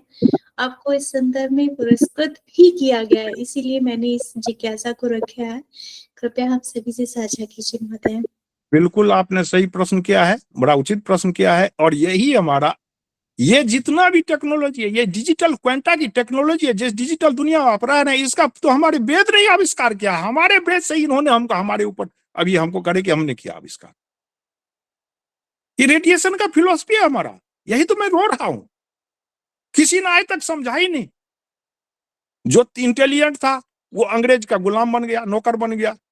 आप लोग IAS IPS की बड़ी प्रशंसा करते हैं, ठीक, अच्छी बात है, संस्था चलाता। लेकिन संस्था में सुधार क्या हुआ? किस IAS IPS ने चिंतन किया कि भाई वेद को किसने, इंटेलिजेंट आदमी जब तक मेधा नहीं रहेगी तो वेद को क्या जानेगा? वो जो सबसे घुसखोर विद्यार्थी उसको संस्कृत पढ़ा दो, जो इंटेलिजेंट है उसको साइंस इंजीनियर पढ़ा करके और कंपनी का नौकर बना दो। मैंने बचपन से कहा कि नहीं, मैंने इंजीनियरिंग की परीक्षा नहीं दी। मेरे पिताजी ने कहा क्या? मैंने कहा ना। आप कहिए पुलिस शासन में क्यों गया? पुलिस शासन में इसलिए गया कि पुलिस ही ऐसा प्रशासन मिला जनसेवा के लिए गृहस्थ में, कि उस पुलिस में क्या है कि कोई भी आदमी जो पीड़ित है, उस पीड़ित को एकदम तुरंत न्याय, तुरंत क्रिमिनल से, अभय माने बदमाशों से अभय दान देने का काम पुलिस करता है। कोर्ट कचहरी तो बाद में करे, और बदमाशों को तारण देने का काम पुलिस करता है। यही तो ब्रह्म का काम है कि राक्षसों का तारण, असंतों का, यही तो ईश्वर का काम है। पुलिस का तो ईश्वर का सेवा है। इसलिए मैं उसमें गया और मैंने 8वीं से समझ लिया कि शिव का रूप है क्या? एक हाथ जो है वो ऐसे बरद हस्त है, दाहिना हाथ मुद्रा, दूसरे हाथ में त्रिशूल है, कि जो आदमी पीड़ित आए उसको बरद हस्त दे पुलिस, शिव के प्रतिनिधि के रूप में, और बाएं हाथ से जो उसको तारण देने वाला है उसको त्रिशूल से उसका नाश करे। यह है पुलिस का रूप। अभयदान साथ के साथ दूसरे का। पुलिस जब रात में जगता है तब आप सोते हैं। पुलिस सेवा से कोई बड़ी सेवा नहीं है। और उसी में मैं दिल्ली जैसे इस जगह में 32 साल सेवा किया, लोगों के जीवन का, लोगों के यहाँ पे मैंने कितने, वो तो मैंने गांव का प्रोजेक्ट, यहाँ कसापुरा ही मेरा प्रोजेक्ट था ये। आप वहां जाकर के देखिए अब क्या जीवन का अंतर हुआ है। मैंने यहाँ के टैक्सी रिक्शा चालक को उनका शेल्टर बनवाया, उनका सब कुछ किया। आज भी मेरे यहाँ अभी मैं वो मुझे उनके साथ में, मैं कभी किसी से ऊंचा नीचा कभी भेद नहीं करता हूं। मैं अभेददर्शी हूं। मैं अपनों को उनके में देखता हूं। मैं जब मेरे गुरु थे, आचार्य थे, उन्होंने कहा कि जो पढ़ना ना वो केवल परीक्षा पास करने के लिए पढ़ने लिए याद मत करना, जो अच्छा लगे उसको जीवन में उतारना। पढ़ो गुनो। गुनना क्या होता है बाबा, मैं बोलता था उनको, तो गुनना होता है जीवन में उसको उतार करके प्रयोग करना, देखना कि कितना सार्थक है। तो मैं 7वीं में मेरे हिंदी की कविता थी एक राम नरेश त्रिपाठी जी की, कि तू खोजता मुझे था ईश्वर कह रहा है साधक से, जब कुंज और वन में मैं ढूंढता तुझे था, तब दीन के वतन तू मैं आह बन किसी की तुझको पुकारता था, तू था मुझे रिझाता संगीत में भजन में। यही दोनों मेरे जीवन का आदर्श बन गया, दोनों लाइन। मैं गरीबों के लिए जीता हूं, प्रभु दीन दयाल है जो नीचे पैदा। तो इसलिए ये जो टेक्नोलॉजी, ये टेक्नोलॉजी किसका है? जिस पर आप बैठे हैं ये हमारी टेक्नोलॉजी है, दूसरों ने नकल करके ले लिया, हम उसको भूल गए। ये टेक्नोलॉजी तभी तो हमारे, हम जो है कैसे थे कि हम उसके मैग्नेटिज्म को कैसे जान गए, क्या टेक्नोलॉजी थी। हम आज त्रिकालदर्शी, हम तो ऐसी टेक्नोलॉजी है तो आजकल वर्चुअल से आर्टिफिशियल में जा रहा है, साइंस सत्यानाश की तरफ जा रहा है। तो हम इसका सदुपयोग करके हम संस्कृत का और संस्कृति का प्रचार प्रसार करें, एक दूसरे से पहुंचे कम समय में। हम तो वो टेक्नोलॉजी जानते हैं कि हम यहां बैठे आपके मस्तिष्क में, चित्त में हम चित्त निर्माण कर दें हम आपका, हम तो उस टेक्नोलॉजी को जानते हैं। हम तो ब्रह्मांड का चित्त निर्माण कर दें, ये क्या टेक्नोलॉजी है? तो इसलिए टेक्नोलॉजी तो हम हमेशा, हम तो टेक्नोलॉजी को पैदा करने वाले, तो हमसे ये क्यों नहीं है? ये तो हमको उपयोग करना चाहिए। इसका उपयोग करके हम संस्कृत के प्रचार प्रसार के लिए इसका करें, संस्कृत का सरलीकरण करें, आम भाषा बोलचाल की बनाए। कतिपय संस्कृत विद्वान है वो अपने को विद्वान विद्वता के लिए नहीं, सेवा भाव से संस्कृत का, अब पहले भी हुआ है, गोष्ठी बने। अगर संस्कृत को चाहिए, संस्कृत पढ़ने वालों को, ये सबसे बड़ी सेवा होगी। आगे बढ़े। जी महोदय, और इसी क्रम में मैं बस अपनी एक अंतिम जिज्ञासा के साथ हूँ कि महोदय यहाँ पर हमारे साथ में संस्कृत और संस्कृतेतर दर्शक गण हैं, शोधार्थी गण हैं, उनके लिए आपका क्या संदेश रहेगा? कृपया उन सभी के लिए एक संदेश जो है प्रोवाइड करें महोदय। उसमें मैं ये कहूंगा कि जो शोध है वो शोध वास्तविकता पे होना चाहिए, वास्तविकता पे, यथात्मक शोध होना चाहिए, जो मानव का कल्याण करे, जीवों का कल्याण करे। केवल अपने नाम के लिए E equal to E proportional to MC square सत्यानाश है। क्या 1 किलो लोहा 1 किलो यूरेनियम में बराबर ऊंचा निकलेगा क्या विक्रम से? शोध करें यथार्थ, केवल नाम कमाने के 4 आदमी के ताली के लिए शोध नहीं करें। आज का शोध क्या हो रहा है? विनाश की तरह जा रहा है। जो कह रहे हैं कि मैं बड़ा दानी प्रदानी हूं, बड़ा वेलफेयर ओरिएंटेड हूं, वो न्यूक्लियर स्टॉक पाइल की जमा कर रहे हैं, मानवता के विनाश के लिए कर रहे हैं। ये शोध हो रहा है, ये डिस्ट्रक्शन के लिए, सृजन के लिए कोई शोध नहीं हो रहा है। शोध सत्यानाश के लिए हो रहा है। जो साइंस वाले हैं, जो उसको मैं कह रहा हूं, पाश्चात्य शोध वालों को। रहा संस्कृत में जो वेद ही जीवन मन मानव सृष्टि का क्रम का चक्र का काल का सारा का निर्णय किया हुआ है। मैं ये आपके माध्यम से भारत के सरकार और राज्य सरकारों को आग्रह करूंगा कि शिक्षा प्रणाली में जो नया शिक्षा प्रणाली हुई है उसमें जो संस्कृत में वेद को एज ए साइंस स्ट्रीम, वेद को केवल वेद को ऋचा के उसके लिए नहीं बनाया जाए। वैदिक साइंस एक जो फिजिकल साइंस है उससे वैदिक साइंस, उसका एक तो पाठ्यक्रम में उसका प्रिलिमिनरी जो है वो नीचे क्रम से संस्कृत में दिया जाए, और आगे आगे जैसे एडवांस हो रहा है उसी एडवांस में वैदिक साइंस की अलग स्ट्रीम हो, PhD तक हो। जब तक नहीं होगा तब तक शोध न संस्कृत पे सही होगा न बाकी शोध सही होगा। यथार्थता जब तक वैदिक साइंस के आधार पे आप शोध नहीं करेंगे तब तक अंधेरे रहेंगे, विनाश की तरफ जाएंगे। विकास की तरफ जाने के लिए, सृजन की तरफ जाने के लिए वेद के आधार पर शोध करना पड़ेगा। वेद में सारे विज्ञान हैं, भौतिक विज्ञान, जैविक विज्ञान, खगोलीय विज्ञान, एस्ट्रोनॉमी, फिजिक्स, केमिस्ट्री, मैथमेटिक्स। अब जैसे हम लोग पढ़ते हैं पूर्णमिदः पूर्णमिदं पूर्णात् पूर्णमुदच्यते पूर्णस्य पूर्णमादाय पूर्णमेवावशिष्यते, ओम शांति शांति शांति। क्या है? मैथमेटिक्स। कहता इनफाइनाइट में से इनफाइनाइट निकल गया, infinite minus infinite equal to infinite. मैं पूछता हूं साइंस विद्यार्थी को, उसको कहता नहीं तो जीरो हो जाएगा। अरे बेवकूफ, फाइनाइट को आप 2 इंटू इनफाइनाइट लिख दो तो भी फाइनाइट हो जाएगा, माइनस 1 इनफाइनाइट घटा दो तो एक इनफाइनाइट बच जाएगा। अब यह चीज समझ नहीं आया लोगों को। उसमें मैथमेटिक्स है, फिजिक्स है, केमिस्ट्री है, बायोलॉजी है, सारा ऋग्वेद में है। और कहीं पे फलित, कहीं पे एक्सट्रैक्ट रूप से लिखा हुआ है। आज तक मैंने किसी को ने, आचार्य को ने, किसी को ने, सभी को मेरा प्रणाम है जितने भी सुधी जन ज्ञानी हैं, लेकिन मैंने आज तक इस तरह की कभी सोच नहीं देखी। यही मेरी छटपटाहट है। इसीलिए मैं विपिन जी का मैं इसलिए कर दूं कि इनमें वो ऊपर वाले ने पहले से वो संस्कार दिया हुआ है कि उसके लिए कमिटेड है। अपने जीवन के, अपने पारिवारिक जीवन या जो मानवीय जीवन, उसको कम तरजीह दे करके उसके लिए, जिसके लिए इनका जन्म हुआ है, उसके लिए आए हुए हैं इस पृथ्वी पे। मैं इनको इसीलिए प्रेम करता हूं। मेरी ये आत्मा है। ये मैं इससे ज्यादा कुछ नहीं कहूंगा।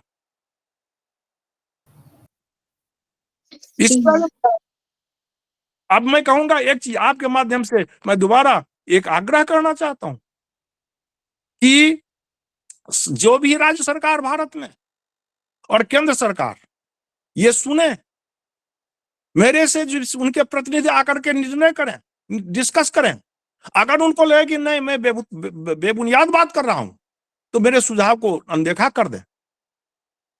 लेकिन अगर उनको सार्थक लगे तो संस्कृत के लिए वेदी, जब तक संस्कृत का उत्थान नहीं होगा तब तक इतर भाषाओं का भी, इतर विज्ञानों का भी शोध वही विनाशकारी होगा। जब तक संस्कृत नहीं संस्कृत होगा तब तक मानव नहीं संस्कृत होगा, तब तक, जब तक मानव संस्कृत नहीं होगा तब तक व्योम संस्कृत नहीं होगा, सारा असंस्कृत रहेगा। संस्कृत ही संस्कृत है। जब तक संस्कृत नहीं होगा उत्कृष्ट, तब तक कहीं कोई शोध, आपका सारा शोध विनाशकारी होगा, अधूरा होगा। और अब जो है हमारे बहुत ही अनन्य प्रिय डॉक्टर सदानंद जी, हमारे एकदम परम प्रिय, ये भी हमारे हृदय में ही वास करते हैं। वो जुड़ गए हैं, सुन भी रहे हैं, हंस भी रहे हैं। शायद वो ऑडियो आपका हो गया सदानंद जी? ऑडियो हो गया ठीक आपका? ठीक है। अच्छा चलिए अब मैं अपना, आप लोगों को सभी को बहुत बहुत मेरे सुनने के लिए बहुत बहुत धन्यवाद। आपने मुझे मौका दिया, मैं हमेशा के लिए अनुग्रहित रहूंगा। मेरा बड़ा आज उद्गार हुआ कि आप लोग जैसे लोगों से मुलाकात हुई। आज सदानंद जी से भी मुझे मुलाकात हो गई फेस टू फेस, ये बहुत बड़ा सौभाग्य है। ये भी हमारी सेवा, इसलिए मैं लास्ट में कहता हूँ सेवा परमो धर्म, और वही सत्य है, सत्यमेव जयते, और कुछ भी नहीं है। जब उसको जिएंगे तभी क्या होगा? तो भिद्यते हृदय ग्रंथि छिद्यन्ते सर्व संशया अक्षीयन्ते चास्य कर्माणि तस्मिन् दृष्टे परावरे। जी महोदय, बहुत बहुत आभार, बहुत बहुत धन्यवाद। और बस मैं एक अपनी बात के साथ में इस कार्यक्रम को आगे की ओर उन्मुख करूंगी क्योंकि हमारा अधिक समय हो चुका है। आपके विषय में यदि भारवी के किरातार्जुनीयम की ये श्लोक नहीं कहा तो हमें लगता है ये परिपूर्ण नहीं माना जाएगा। भारवी के किरात में मिलता है आपका निरत्यम साम न दान वर्जितम न भूरि दानम विरह सत्क्रियाम प्रवर्तते तस्य विशेष सालनी गुणानुरोधेन बिना न सत्क्रिया। ऐसे गुणों के जो भंडागार के रूप में आपको आज हमने एक वैज्ञानिक के रूप में, आध्यात्मिक चिंतन कर्ता के रूप में, एक प्रशासनिक जो एक पद है उसके रूप में आपको यहाँ पर हमने जिस रूप में जैसे देखा, प्रश्न किया, उस रूप में आपका चिंतन हम सभी के समक्ष आया, आपकी प्रेरणा हम सभी के काम आएगी। और इसी क्रम में मैं अपना अधिक समय न लेते हुए यहाँ पर हमारे साथ जो हमारे प्राचार्य जी जुड़े हुए हैं, जो इस कार्यक्रम के मूल स्वरूप हैं, मैं उनसे विनम्र अनुरोध करना चाहती हूँ कि वे अपने आशीर्वचनों से हम सभी को कृतार्थ करें। प्राचार्य जी। तब कर कमलस्थाम स्फाटिकी मक्षमालाम ध्वनि श्रूयते न वा? श्रूयते ध्वनि श्रूयते? हाँ, श्रूयते। श्रूयते। तब कर कमलस्थाम स्फाटिकी मक्षमालाम नख किरण विभिन्नाम दारिमी बीज बुद्ध्या प्रतिपदमनुसर्तुम जेन कीड़ो निषिद्धः सभवतु मम भूत्यै बाणीते मंदहासः। अस्याम संस्कृतांतर्वीक्षायां समुपस्थिता ममाग्रजा विविध शास्त्र निष्णाता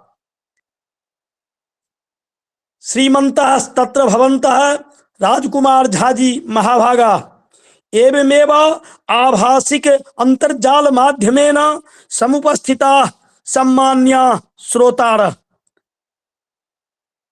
मदीय अभिभावक स्वरूपा एव विप्राणां ज्ञानतो ज्येष्ठं क्षत्रियाणां तु वीर्यता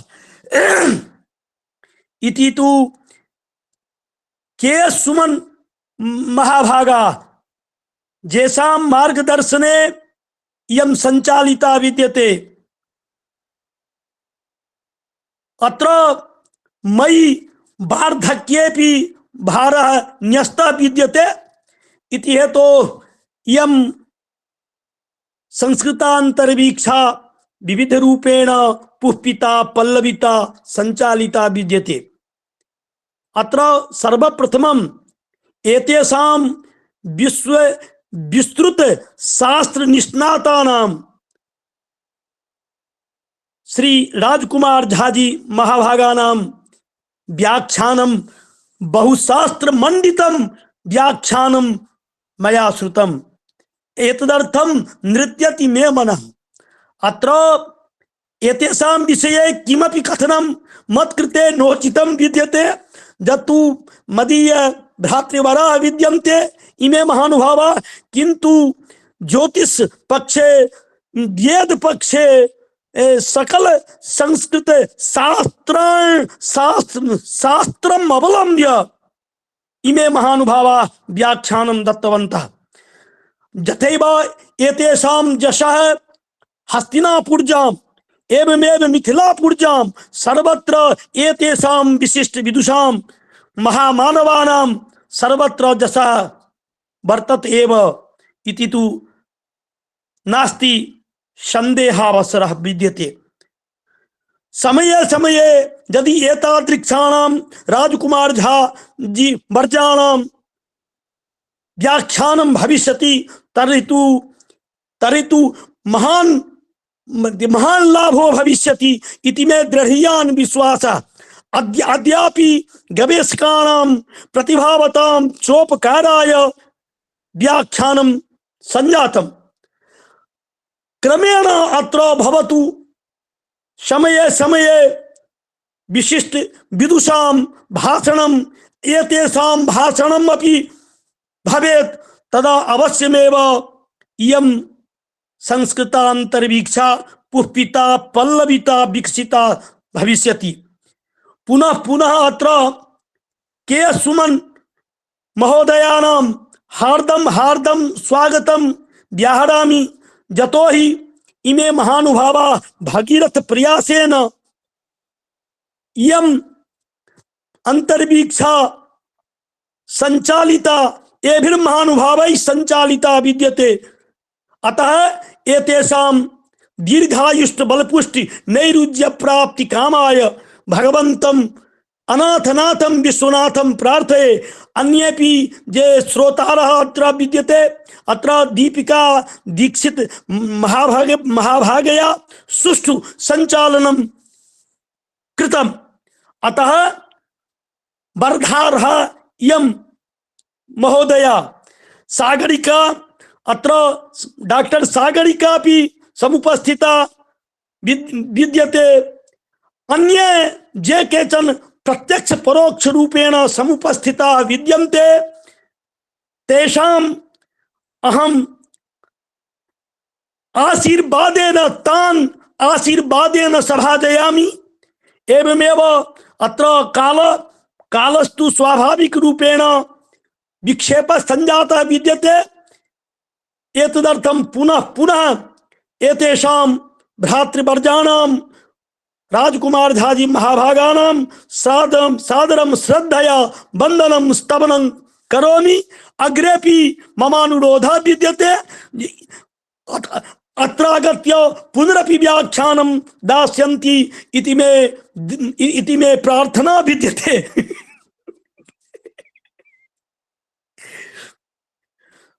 के सुमन महोदया अनुपस्थिता विद्यन्ते, प्रायः स्वकीय कार्जेण व्यस्ता विद्यन्ते।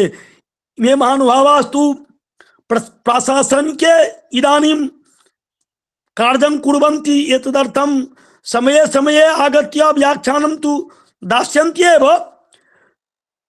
इति महान् प्रमोदावसरः अद्य सञ्जातः। मणिकाञ्चन संयोगः अत्र वर्तते राजकुमार झा महोदया, अपरे वर्तते अत्र के सुमन महोदया। उभाभ्यां साहाय्येन इयं संस्कृतान्तर्वीक्षा यदि संचालिता भविष्यति तदा अवश्यमेव उत्तरोत्तर शुक्ल पक्षीय चंद्रवद वर्धते वर्धिष्यते इयं संस्कृतान्तर्वीक्षा इति मे दृढीयान् विश्वासः। अन्ते शिवं प्रणम्य वाक्यं विरमामि। अत्र भीतिर्नैव भुजंग पुंगव विशात्, भीतिर्नैव भुजंग पुंगव विशात्, प्रीतिर्न चंद्रामृतात्, न शौचं न कपाल दाम लुलनात्, शौचं न गंगा जलात्। शिव पक्षे वर्तते, शिवस्य वर्णनं विद्यते। भीतिर्नैव भुजंग पुंगव विशात्, प्रीतिर्न चंद्रामृतात्, न शौचं न कपाल दाम लुलनात्, शौचं न गंगा जलात्। नोद्वेगश्चिति भस्मनो न च सुखं गौरी समालिंगनात्, स्वात्मा राम तया हिताहित सम स्वस्थो हरः पातु वः इति कथयित्वा विरमामि। श्रद्धेय प्राचार्य प्रवर जी, गुरु जी को मेरा सादर नमन, सादर प्रणाम हम सभी की ओर से। आपने हम सभी को अपने आशीर्वचनों से कृतार्थ किया, उसके लिए आपको सादर प्रणाम महोदय। और अब आगे कार्यक्रम को अंतिम प्रभाग जो धन्यवाद ज्ञापन है, उससे पूर्व एक सामान्य बात थी जो कहना आवश्यक था। मध्य में एक प्रश्न के लिए किन्होंने हैंड रेज किया था, विकास त्रिपाठी करके, क्योंकि समय का अतिक्रमण हो चुका है और यहाँ पर एक सामान्य नियम रखा गया है कि आप चैट बॉक्स में अपना प्रश्न रखते हैं, उसके बाद अनुमति दी जाती है उसके लिए। इस कारण से आपका प्रश्न अभी नहीं लिया जा रहा है, अभी इसलिए आपका प्रश्न नहीं लिया जा रहा है। तो आप जो भी प्रश्न होगा आप उन्हें संप्रेषित कर देंगे, साक्षात आचार्य राजकुमार झा जी के प्रति आपका प्रश्न प्रेषित कर दिया जाएगा, जो भी आपका प्रश्न हो, क्योंकि आपका हेडरेज हुआ था। बिपिन जी थैंक यू, बट यहाँ पे बोलने में थोड़ा मैं क्विकली कर लूंगा, अदरवाइज लिखने में टाइम लगेगा। ओके, नो इशू, या I will take my question. So this question is for Jha sir. Thanks a lot for this wonderful session and providing the insight from Ved to science. So looking at your motivation for making India as a Vishwaguru, so I'm looking forward to connect the energy sector, because the battery, the portable energy that we are carrying, and I believe in our Vedas there must be some information available, especially with the Agastya Rishi, who utilize this portable energy, whatever we are using in the battery, mobile, laptop, So I believe in India it was already invented.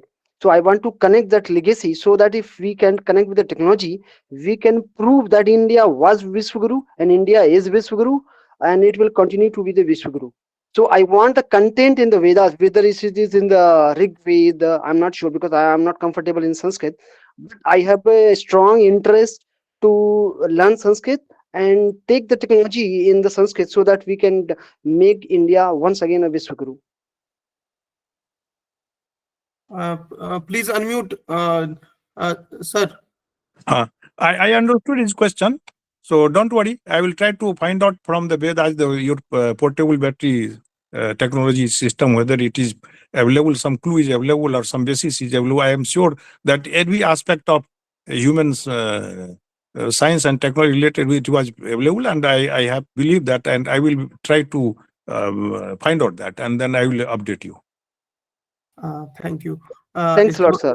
हाँ, इसके बाद एक और संवाद थी जो कहना आवश्यक था। जिस तरह आपने बार बार ये कहा जो कि जितने भी सरकार है उनका ध्यान आकृष्ट करने के लिए, और इसके साथ साथ युवाओं से भी आपने संबोधन किया जो कि अलग अलग संदर्भों में संस्कृत को लेकर के जो जिस तरह से अध्ययन होना चाहिए, जिस तरह से व्यवसाय होना चाहिए, इस संदर्भ में इस प्लेटफॉर्म से हम लोग आपको सूचित करना चाहेंगे कि एक हम लोगों ने एक बहुत बेहतर टीम बनाया है और इस तरह के अध्ययन को लेकर के हम लोग निरंतर सक्रिय हैं और आपका मार्गदर्शन रहेगा, हम लोगों के लिए निश्चय ही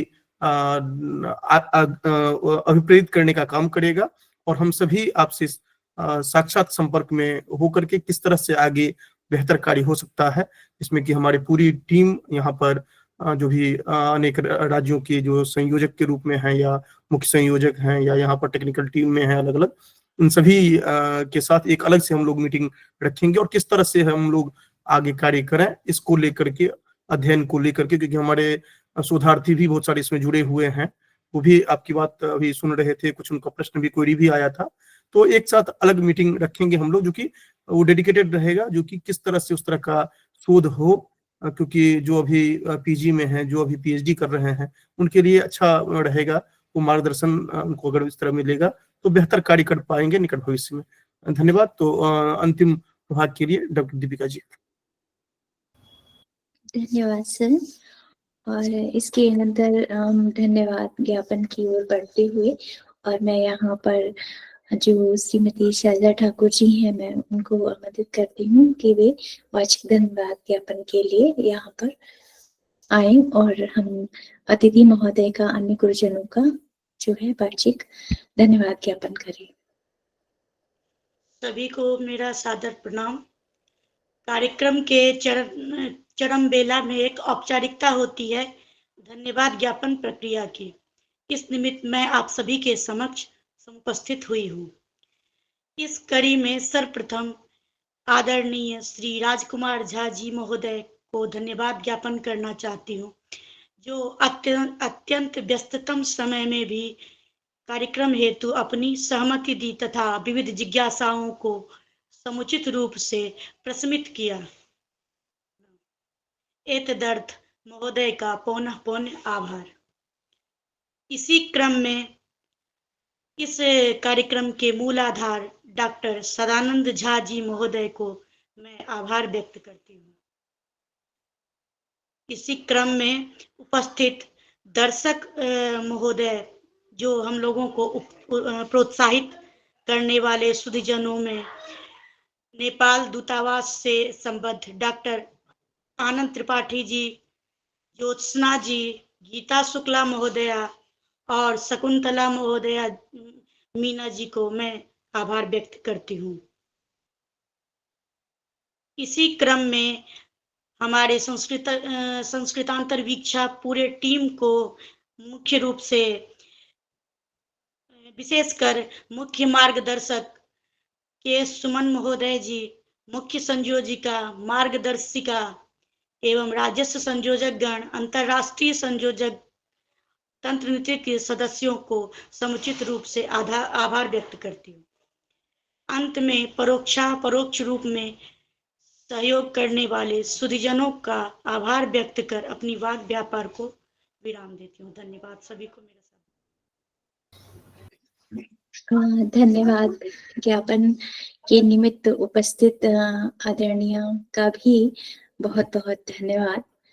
और इसी क्रम में हम अपने चरम प्रभाग में हैं और कार्यक्रम का जो हमारा अंतिम प्रभाग है वह शांति मंत्र के साथ हम इस कार्यक्रम को विरमति प्रदान करेंगे। और यहाँ पर ये जो मंत्र है आपका शांति मंत्र वो सामूहिक रूप से रहेगा। ओम सर्वे भवन्तु सुखिनः, सर्वे सन्तु निरामयाः, सर्वे भद्राणि पश्यन्तु, मा कश्चित् दुःखभाग् भवेत्। ओम शांतिः शांतिः शांतिः। सभी को बहुत बहुत आभार इस कार्यक्रम से जुड़ने के लिए। इसी के साथ अतिथि महोदय की अनुमति से इस कार्यक्रम को यहीं पर औपचारिक रूप से समाप्त करते हैं। संपूर्ति